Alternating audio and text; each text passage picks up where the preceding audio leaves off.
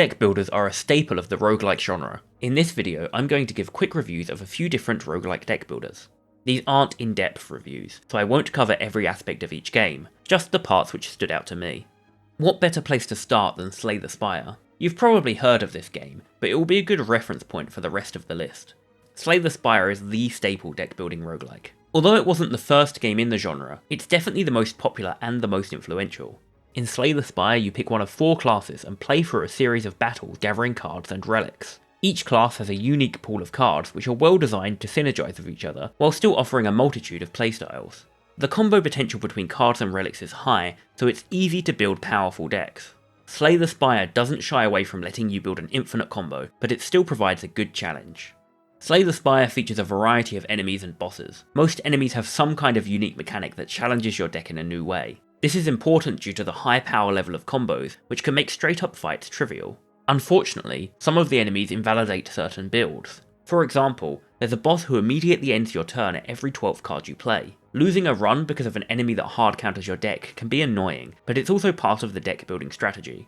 Thankfully, runs in Slay the Spire are short enough that losing one never feels too frustrating. The runs are well paced, long enough to provide a satisfying experience, but not too long that they drag. Everything is tightly balanced. Almost every card has a use, and there aren't too many cards that are auto-includes in every deck. There are a few niche cards, but the sheer variety of possible builds means that it's rare something will never be useful. Some of the more intricate combinations can be difficult to pull off, but you can still make them work. The last thing to talk about is the replayability. Like many roguelikes, Slay the Spire features a system to incrementally increase difficulty with every successful run. This system is the Ascension system. It does a good job of providing small difficulty increases without ever changing the game in a negative way. Some games that have similar systems impose strict limitations which can force you into specific playstyles. Slay the Spire manages to avoid that problem.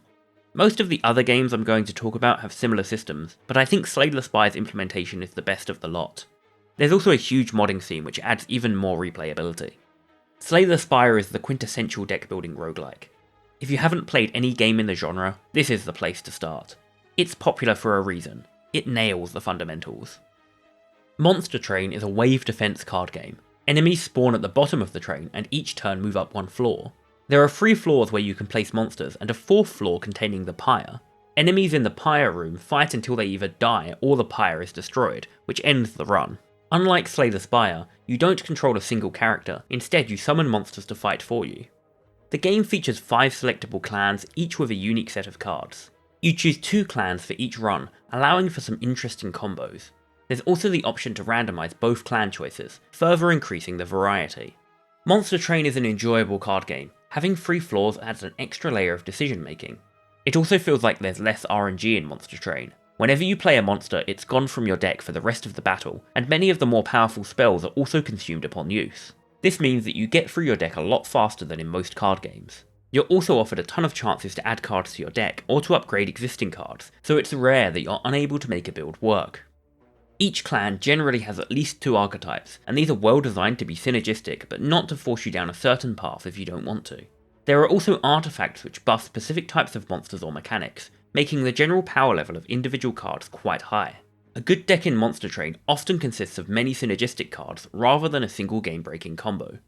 I did find Monster Train to be less balanced than Slay the Spire. Building a huge deck of monsters feels way easier to execute than most other options. This becomes especially prevalent with the expansion, where you're given the ability to combine monsters to make them even more powerful. I personally didn't find this playstyle too interesting, but it definitely feels like the path of least resistance. Battles come with unique enemies and modifiers. While some do require a shift in playstyle, most of them have little impact. The gameplay variety throughout a run comes from upgrading your deck more than it does from enemies. If you always pick the same clan combination, then the game can become stale, but I found selecting random for both options provided more than enough variety to keep things interesting. Monster Train is a great game with a ton of content. It deviates just enough from the core formula to feel fresh. There's a ton of replayability with all the possible clan combinations. There's also an expansion which is worth picking up but not mandatory. It adds a substantial amount of new content but also introduces some power creep. Griftlands is a story-driven game, something which seems almost antithetical to the roguelike genre. Griftlands features 3 characters, each with their own distinct map and story. The world building of Griftlands is great, and there are many ways in which your decisions impact the gameplay. At various points you'll find yourself either negotiating or battling with other characters, which is where the card game comes in. The circumstances which led to the negotiation or battle can cause modifiers to be applied. Alongside that, you'll gain bonuses and drawbacks whenever you make someone love or hate you.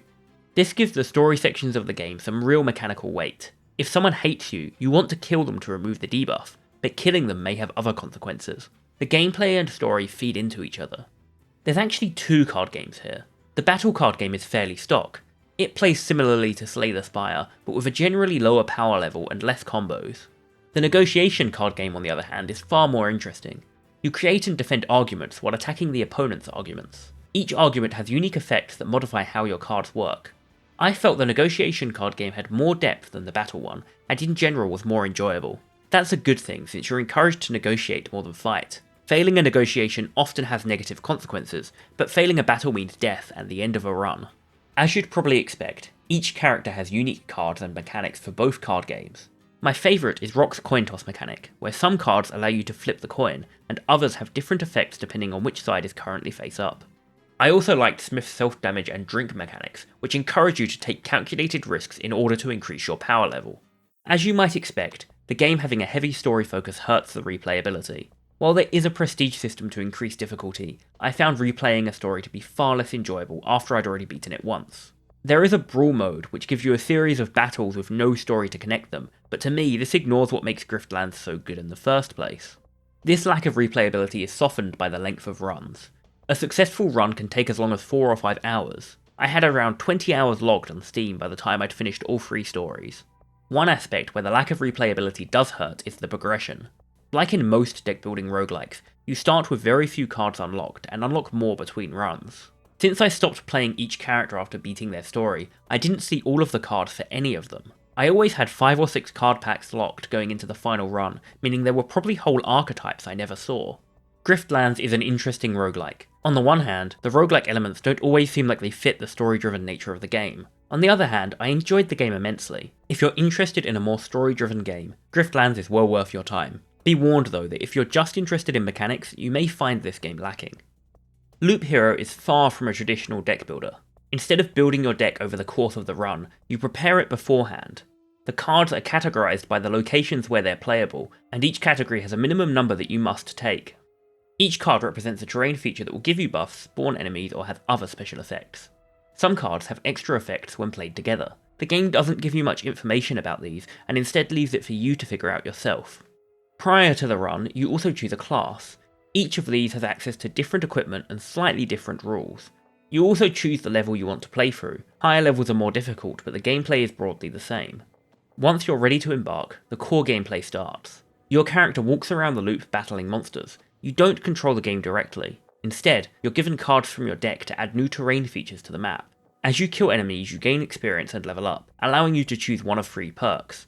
You also gather equipment to increase your power level. After you've placed enough cards on the map, a boss will spawn. If you defeat the boss, you clear the level and unlock the next.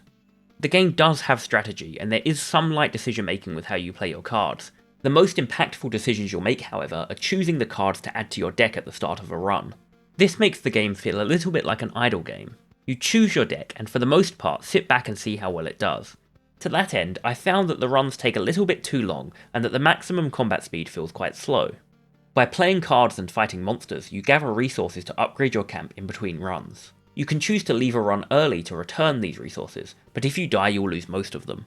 This brings me to the meta progression systems. In between each run you build up your camp. Building and upgrading buildings gives buffs while unlocking new cards, mechanics and classes. The meta progression of this game is interesting. There are a lot of decisions to make about where to spend your resources. The main problem with the progression is that it's slow. Completing a run often only gives you enough resources to build a single building, if it even gives you that. So much power is tied to building up the camp, and the difficulty spikes between each level feel huge. It feels like you're incentivized to run the levels you've already beaten over and over to upgrade your camp. Loop Hero is an interesting concept, and at the beginning it's executed well. Unfortunately, I felt the issues with the progression systems held back the rest of the game, and it felt too grindy. To some extent, the grind might be skippable if you're good enough at the game, but for me the difficulty spikes were too large to avoid it. If you can look past the grind, you'll find a charming and unique deck builder with some fresh ideas. That's all for this video. This is a new format for me, so if you'd like to see similar videos, let me know in the comments.